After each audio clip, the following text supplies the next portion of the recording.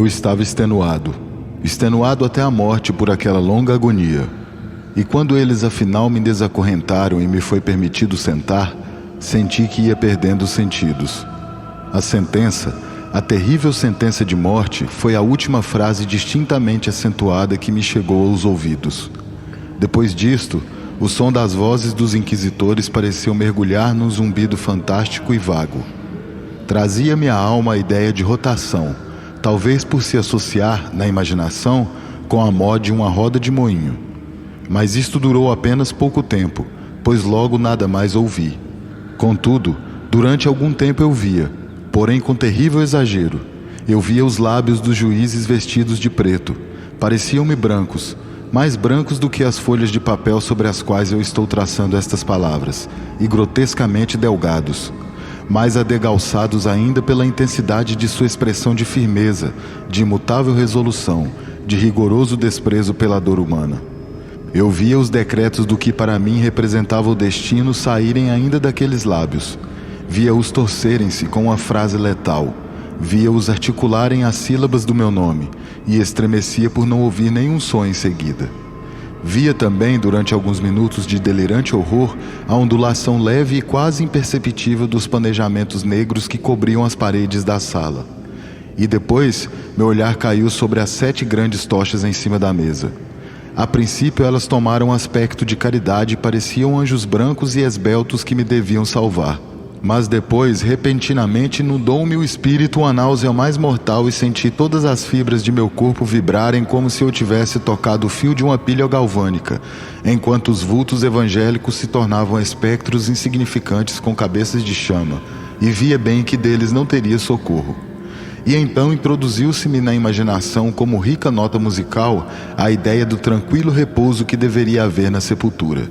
Essa ideia chegou doce e furtivamente, e pareceu ter se passado muito tempo até que pudesse ser completamente percebida. Mas no momento mesmo em que meu espírito começava enfim a sentir propriamente e a acariciar essa ideia, os vultos dos juízes desapareceram como que por mágica de minha frente. As altas tochas se foram reduzindo a nada. Suas chamas se extinguiram por completo. O negror das trevas sobreveio. Todas as sensações pareceram dar um louco e precipitado mergulho, como se a alma se afundasse no Hades. E o universo não foi mais do que noite, silêncio e imobilidade. Eu tinha desmaiado. No entanto, não direi que havia perdido por completo a consciência. Não tentarei definir o que dela ainda permanecia, nem mesmo procurarei descrevê-lo. No sono mais profundo, não. No meio do delírio, não. No desmaio, não. Na morte, não. Nem mesmo no túmulo tudo está perdido. De outra forma, não haveria imortalidade para o homem. Ao despertar do mais profundo sono, quebramos a tela delgada de algum sonho. Entretanto, um segundo depois, por mais fraca que tenha sido essa teia, não nos lembramos de ter sonhado. No voltar de um desmaio à vida, há 2 fases. A primeira é o sentimento da existência mental ou espiritual. A segunda, o sentimento da existência física. Parece provável que, se ao atingir a segunda fase pudéssemos evocar as impressões da primeira, poderíamos encontrá-las ricas em recordações do abismo transposto. E esse abismo, o que é? Como pelo menos distinguiremos suas sombras das sombras do túmulo? Mas se as impressões daquilo que denominei a primeira fase não são reevocadas à vontade, depois de longo intervalo não aparecem elas espontaneamente enquanto indagamos maravilhados de onde poderiam ter vindo? Aquele que nunca desmaiou é quem não descobre palácios estranhos e rostos esquisitamente familiares em brasas ardentes. É quem não medita sobre o perfume de alguma flor desconhecida. É quem não tem o cérebro perturbado pelo mistério de alguma melodia que até então jamais lhe detivera a atenção. Entre as frequentes e intensas tentativas de recordar, entre as lutas encarniçadas para recolher alguns vestígios daquele estado de aparente aniquilamento no qual a minha alma havia mergulhado, momentos houve em que eu sonhava ser bem-sucedido. Houve períodos breves, bastante breves, em que evoquei recordações que a lúcida razão de uma época posterior me assegura relacionarem-se apenas àquela condição de aparente inconsciência. Essas sombras de memórias falam indistintamente de altas figuras que arrebatavam e carregavam em silêncio para baixo, cada vez mais baixo, até que uma horrível vertigem me oprimiu a simples ideia daquela descida sem fim. Falam-me também de um vago horror no coração, por causa mesmo daquele sossego desnatural do coração. Depois sobrevém uma sensação de súbita imobilidade em todas as coisas, como se aqueles que me transportavam cortejo espectral houvessem ultrapassado na sua descida os limites do ilimitado e se houvessem detido, vencidos pelo extremo cansaço da tarefa. Depois disso, reevoco a monotonia e a umidade. Depois uma pausa em que tudo desaparece. Depois novamente o som, o movimento e o tato. Uma sensação formigante invadindo-me o corpo. Depois a simples consciência da existência, sem pensamento. Situação que durou muito tempo. Depois, bem de repente, o pensamento, um terror arrepiante e um esforço ardente de compreender meu verdadeiro estado. Depois um forte desejo de recair na insensibilidade. Depois uma precipitada revivescência da alma e um esforço bem-sucedido de mover-me. E agora a plena lembrança do processo, dos juízes, dos panos negros, da sentença, do mal-estar, do desmaio. Por fim, inteiro esquecimento de tudo que se seguiu, de tudo que um dia mais tarde e acurados esforços me habilitariam a vagamente recordar. Até aqui não tinha aberto os olhos.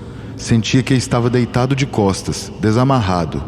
Estendi a mão e ela caiu pesadamente sobre algo úmido e duro.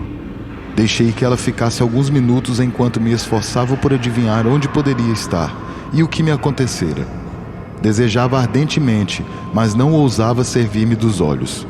Receava o primeiro olhar para os objetos que me cercavam.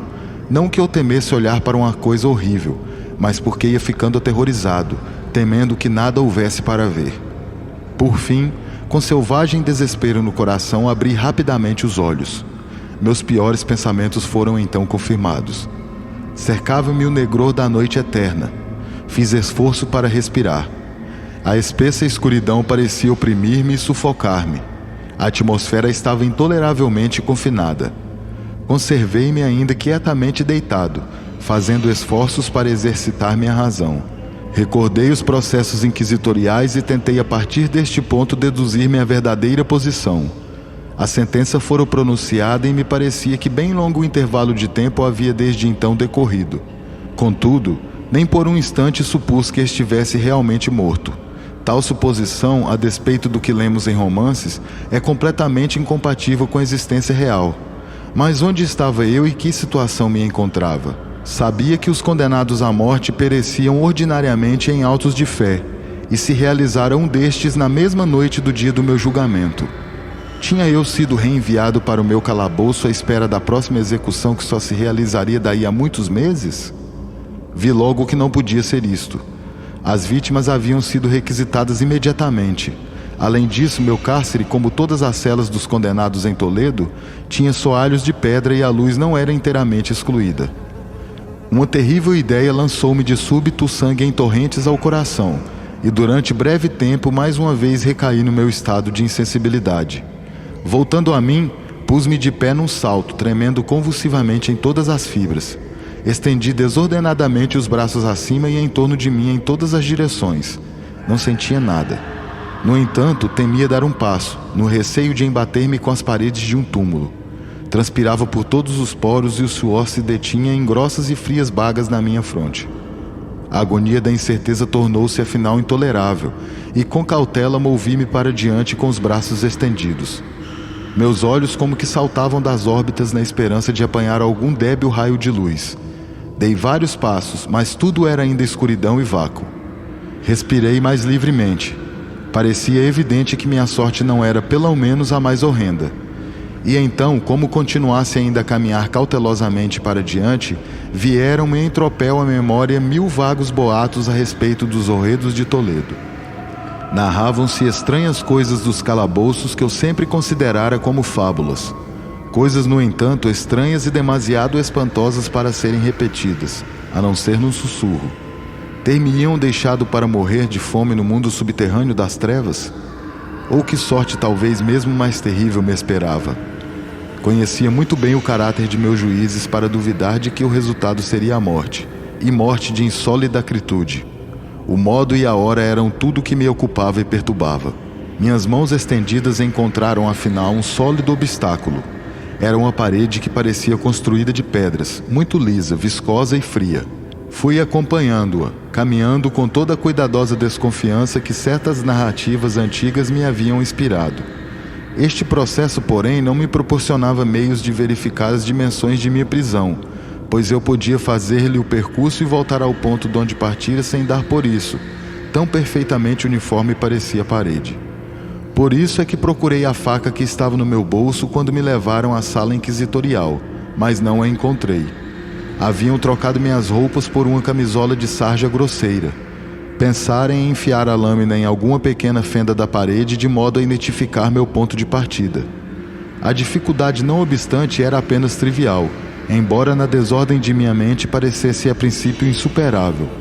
Rasguei uma parte do debrum da roupa e coloquei o fragmento bem estendido em um ângulo reto com a parede. Tateando meu caminho em torno da prisão, não podia deixar de encontrar aquele trapo ao completar o círculo. Assim pelo menos pensava eu, mas não tinha contado com a extensão da masmorra ou com minha própria fraqueza. O chão estava úmido e escorregadio. Caminhava cambaleando para a frente durante algum tempo quando tropecei e caí.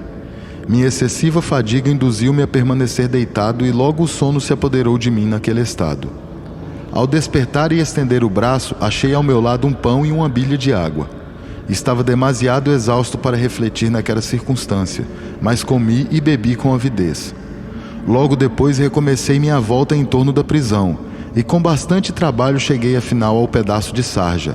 Até o momento em que caí havia contado 52 passos, e ao retornar meu caminho contara 48 mais, até chegar ao trapo. Havia, pois, ao todo uns 100 passos, e admitindo 2 passos para uma jarda, presumi que o calabouço teria umas 50 jardas de circuito. Encontrara, porém, muitos ângulos na parede, e desse modo não me era possível conjeturar qual fosse a forma do sepulcro, pois sepulcro não podia deixar eu de supor que era. Não tinha grande interesse nem certamente esperança naquelas pesquisas, mas uma vaga curiosidade me impelia a continuá-las. Deixando a parede, resolvi atravessar a área do recinto. A princípio procedi com extrema cautela, pois o chão, embora parecesse de material sólido, era traiçoeiro e lodoso. Afinal, porém, tomei coragem e não hesitei em caminhar com firmeza, tentando atravessar em linha tão reta quanto possível. Havia avançado uns 10 a 12 passos desta maneira quando o resto do debrum rasgado de minha roupa se enroscou em minhas pernas. Pisei nele e caí violentamente de bruços. Na confusão que se seguiu à minha queda, não apreendi uma circunstância um tanto surpreendente, que, contudo, poucos segundos depois, e enquanto jazia ainda prostrado, reteve minha atenção. Era o seguinte: meu queixo pousava sobre o chão da prisão, mas meus lábios e a parte superior de minha cabeça, embora parecendo em menor elevação que o queixo, nada tocavam. Ao mesmo tempo, minha testa parecia banhada de um vapor viscoso, e o cheiro característico de fungos podres subiu-me às narinas. Estendi o braço e estremeci ao descobrir que havia caído à beira de um poço circular cuja extensão sem dúvida não tinha meios de medir no momento. Tateando a alvenaria justamente abaixo da borda, consegui deslocar um pequeno fragmento e deixei-o cair dentro do abismo. Durante muitos segundos prestei ouvidos às suas repercussões ao bater de encontro aos lados da abertura em sua queda. Por fim, ouvi um lúgubre mergulho na água seguido de ruidosos ecos. No mesmo instante ouviu-se um som semelhante ao de uma porta tão depressa aberta quão rapidamente fechada acima da minha cabeça, enquanto um fraco clarão luzia de repente em meio da escuridão e com a mesma rapidez desaparecia. Vi claramente o destino que me fora preparado e congratulei-me com o acidente oportuno que me salvara. Um passo a mais antes de minha queda e o mundo não mais me veria, e a morte justamente evitada era daquela mesma natureza que olhara como fabulosa e absurda nas histórias a respeito da Inquisição. Para as vítimas de sua tirania havia a escolha da morte, com as mais cruéis agonias físicas ou com suas mais abomináveis torturas morais. Tinham reservado para mim esta última. O longo sofrimento havia relaxado meus nervos a ponto de fazer-me tremer ao som de minha própria voz e me tornar a todos os aspectos material excelente para as espécies de tortura que me aguardavam. Com os membros todos a tremer, arrepiei caminho tateante até a parede. resolvido a perecer antes de arriscar-me aos terrores dos poços que minha imaginação agora admitia que fossem muitos, espalhados em todas as direções no calabouço. Em outras condições de pensamento, poderia ter tido a coragem de dar fim imediato às minhas desgraças, deixando-me cair dentro de um daqueles abismos. Mas então era eu o mais completo dos covardes. Nem podia tampouco esquecer o que lera a respeito daqueles poços, que a súbita extinção da vida não estava incluído nos mais horrendos planos dos inquisitores. A agitação do espírito conservou-me desperto por muitas horas, mas afinal mergulhei de novo no sono. Ao despertar, encontrei ao meu lado como antes um pão e uma bilha de água. Sede ardente me devorava e esvaziei a vasilha de um trago. Deveria estar com alguma droga, porque logo depois de beber fui tomado de um torpor irresistível. Um sono profundo se apoderou de mim, sono semelhante ao da morte. Quanto tempo durou isso não me é possível dizê-lo, mas quando mais uma vez descerrei os olhos, os objetos que me cercavam estavam visíveis. Graças a uma luz viva e sulfúrea cuja origem não pude a princípio determinar, consegui verificar a extensão e o aspecto da prisão. Tinha-me enganado grandemente a respeito de seu tamanho. Todo o circuito de suas paredes não excedia de 25 jardas. Durante alguns minutos, este fato causou-me um mundo inútil de perturbação. Inútil de fato, porquanto que coisas havia de menor importância nas terríveis circunstâncias que me cercavam que as simples dimensões de minha masmorra? Mas minha alma interessava-me com ardor por bagatelas, e ocupei-me em tentar explicar o erro que havia cometido nas minhas medidas. A verdade, afinal, jorrou luminosa. Na minha primeira tentativa de exploração, havia eu contado 52 passos até o momento em que caí. Deveria achar-me então a distância de um passo ou dois do pedaço de sarja. De fato, havia quase realizado o circuito da cava. Foi então que adormeci e, ao acordar, devo ter refeito o mesmo caminho, supondo assim que a volta da prisão era quase o duplo do que é na realidade. Minha confusão de espírito impediu-me de observar que começara minha volta com a parede à esquerda e acabara com a parede à direita. Enganara-me também a respeito da forma do recinto. Ao tatear meu caminho, descobrira muitos ângulos e daí deduzi a ideia de grande irregularidade. Tão poderoso é o efeito da escuridão absoluta sobre alguém que desperta do letargo ou do sono. Os ângulos eram apenas os de umas poucas e ligeiras depressões ou nichos, a intervalos desiguais. A prisão era em geral quadrada.